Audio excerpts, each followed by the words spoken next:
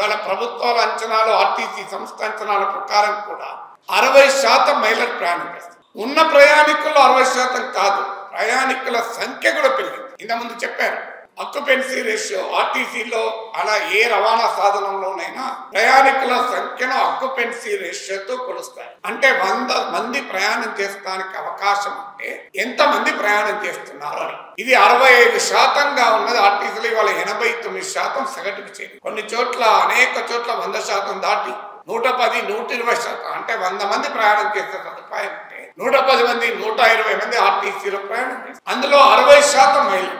అందువల్ల మహిళల మొబిలిటీకి, మహిళల ఫ్రీడమ్ కు, మహిళల ఎకనామిక్ ఆపర్చునిటీస్ విస్తరించడానికి ఈ పథకం ఉపయోగపడింది గనక అభ్యుదయవాదులు ఎవరైనా, సామాన్య ప్రజల పట్ల ప్రేమన్న ఎవరైనా ఈ పథకాన్ని ఆహ్వానిస్తారు. కానీ ఈ పథకం ఎవరి పథకం? ఆర్టీసీ అనే సంస్థ పథకమా? ఆర్టీసీ కార్మికుల పథకమా? ప్రజలెన్నుకున్న ప్రభుత్వ పథకమా? ఈ స్పష్టత కూడా మనకు ఉండాలి. ఇది ప్రజలెన్నుకున్న ప్రభుత్వ పథకం కనుక దీని అమలు బాధ్యత కూడా ప్రభుత్వమే తీసుకోవాలి. దీని వల్ల వచ్చే రాజకీయ ప్రయోజనాలు కూడా ప్రభుత్వానికి వెళ్తాయి. ఆర్టీసీ ఎండీకి పోవు, ఆర్టీసీ సంస్థకు పోవు, ఆర్టీసీ కార్మికులకు పోవు. అందువల్ల ఈ పథక ప్రయోజనాలు పొందుతున్న వారే ఈ పథకానికి బాధ్యత స్వీకరించారు. ఈ పథకానికి అయ్యే ఖర్చెంత? ఈ పథకం సస్టైనబుల్ గా చేయగలరా? ఈ పథకం ఆర్టీసీ అభివృద్ధికి దోహదం చేస్తుందా, లేదా ఆర్టీసీని దెబ్బతీసేందుకు దోహదం చేస్తుందా? ఈ ప్రశ్నలు మన ముందు ఉన్నాయి. ఈ ప్రశ్నలకు ఆన్సర్ వెతకడం ద్వారా ఈ పథకాన్ని మరింత సమర్థవంతంగా అమలు చేయడానికి ఒక ప్రత్యామ్నాయమైన విధాన నమూనాను మన ప్రభుత్వం ముందు ఉంచాలి. అందువల్ల ఈ పథకాన్ని మనం ప్రశ్నించడం లేదు, ఈ పథకాన్ని ఆహ్వానిస్తున్నాం. ఆహ్వానిస్తూనే పరిస్థితి ఏంటి? ఈ పథక అమలు ముందు ఆర్టీసీ ఎదుర్కొన్న పరిస్థితులపై కూడా మనకు అవగాహన ఉండాలి. ఈ పథకం రాకముందు ఆర్టీసీ ప్రభుత్వ విధానాల వల్ల నష్టపోతూ వచ్చింది. మనం అనేక సందర్భాల్లో చెప్పుకున్నాం. అది చట్ట విరుద్ధమైన ప్రైవేట్ రవాణా కావచ్చు, అది ప్రభుత్వం వేసే పన్నుల భారాలు కావచ్చు, అది అద్దె బస్సుల భారాలు కావచ్చు, ఆ ఆక్యుపెన్సీ రేషియో తక్కువగా ఉండడం వల్ల కావచ్చు. ఇలాంటి అనేక కారణాల రీత్యా ఆర్టీసీ తనకు పొటెన్షియల్ ఉండి కూడా దాన్ని ఉపయోగించుకోలేని పరిస్థితి. ఇందులో మరీ ముఖ్యంగా ప్రభుత్వ ఆర్థిక విధానాల వల్ల ఆర్టీసీ దెబ్బతిన్నది. ఆర్టీసీకి ప్రభుత్వం ఇచ్చిన హామీలు అమలు కాలేదు. దీనికి అనేక గణాంకాలు స్టాఫ్ అండ్ వర్కర్ ఫెడరేషన్ గా కూడా అనేక సందర్భాల్లో ప్రజల ముందు ఉంచాం, ప్రభుత్వం ముందు ఉంచాం.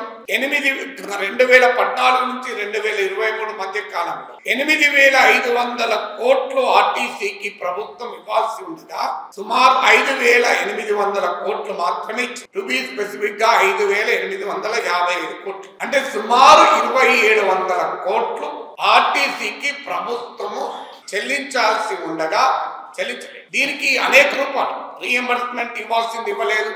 అలాగే ఆర్టీసీ కొత్త బస్సులు కొనడానికి చేసిన ప్రామిస్ అమలు కాలేదు. ఇలా వివిధ కారణాల ఆర్టీసీకి వివిధ వర్గాల వారికి ఇచ్చే కన్సెషన్ల మీద ప్రభుత్వం రీఎంబర్స్ చేయాలి. ఇదో 750 కోట్లు ఉంటుంది. కొత్త బస్సులకు 600 కోట్లు సహాయం చేస్తామని 250 కోట్లు మాత్రమే చేశారు. ఇలా అనేక రూపాల్లో ఆర్టీసీకి గ్యారంటీ లోన్లు 3,600 కోట్లు ఇస్తామంటే ఇచ్చింది 2,400 కోట్లు. అలాగే రీఎంబర్స్మెంట్ కింద 5,800 కోట్లకు 5,000 కోట్లకు ఇవ్వాల్సిండగా అక్కడ కూడా కోత విధించారు. ఇలా అనేక 4,900 కోట్లు ఇవ్వాల్సిండగా అక్కడ కూడా కోత విధించారు. ఓవరాల్ గా ఒక 2,700 కోట్ల రూపాయలు ఆర్టీసీకి గత ప్రభుత్వం బకాయి పడి అధికారాన్ని కోల్పోయింది. సో ఆ పరిస్థితికి తోడుగా ఇవాళ ఈ పథకం అమలు వచ్చింది. అందువల్ల ఇవాళ ఆర్టీసీ నిలబడాలి అంటే గత ప్రభుత్వం వారసత్వంగా ఇచ్చినటువంటి ఆర్టీసీ అప్పులు ఉన్నాయి. 2, ఆర్టీసీకి గత ప్రభుత్వం సాయం చేయకపోవడం వల్ల మిగిలిపోయిన భారం, ఫలితంగా కార్మికుల పైన ప్రభావం ఉంది. ఆర్టీసీలో ఎవరిని అడిగినా చెప్తారు, రిటైర్ అయితే పెన్షన్ డబ్బులు రావు. నేను ఆగస్టు 2023లో ఉస్మానియా యూనివర్సిటీ నుంచి రిటైర్ అయ్యాను. ఇవాళ జనవరి, నాకు మొత్తం పెన్షన్ డబ్బులు కుట్టి 2 నెలలు అయింది. సో అన్ని రకాల డబ్బులు వచ్చేస్తాయి నాకు. ఇప్పుడు యూనివర్సిటీ ఏ భారం లేదు పెన్షన్. కానీ ఆర్టీసీ కార్మికులకి ఈ పరిస్థితి ఉందా? ఇవాళ ఆఖరికి ఆఖరికి ఆర్టీసీ కార్మికులు పిఎఫ్ లో దాచుకున్న డబ్బులు, ఆర్టీసీ కార్మికులు క్రెడిట్ కోఆపరేటివ్ సొసైటీలో దాచుకున్న డబ్బులు, వీటిని కూడా ఆర్టీసీ యాజమాన్యం సుమారు 4,400 కోట్లు ఇవాళ వాడుకున్న పరిస్థితి. ప్రభుత్వం ఇవ్వాల్సింది ఇవ్వదు, ఆర్టీసీ రవాణా భారాన్ని మోస్తుంది, పైగా కార్మికుల డబ్బులు వాడుకున్నాయి. ఇవాళ పరిస్థితి ఏంటి? ఇలాంటి ఒక సంక్లిష్టమైన ఆర్థిక పరిస్థితులు ఉన్న నేపథ్యంలో ఆర్టీసీకి మహాలక్ష్మి పథకం అమలు. సో ఈ పథకాన్ని ఆహ్వానిస్తాం, కానీ ఈ పథక భారాన్ని మోసే క్రమంలో ఆర్టీసీ కనుక మునిగిపోతే మహిళలే కాదు మొత్తం ప్రజానీకం నష్టపోతాయి, రాష్ట్ర ప్రభుత్వమే నష్టపోతుంది. అందువల్ల ఇవాళ మనం చెప్పే ఆల్టర్నేటివ్ ఏంటి? అయ్యా మీరు పథకాన్ని అమలు చేస్తున్నారు, సంతోషం. ఆర్టీసీ మహాలక్ష్మి పథకాన్ని అమలు చేసే క్రమంలో ఆర్టీసీ బతకాలా వద్దా? ఆర్టీసీకి చెమటోడ్చి పనిచేస్తున్న కార్మికులు బతకాలా వద్దా?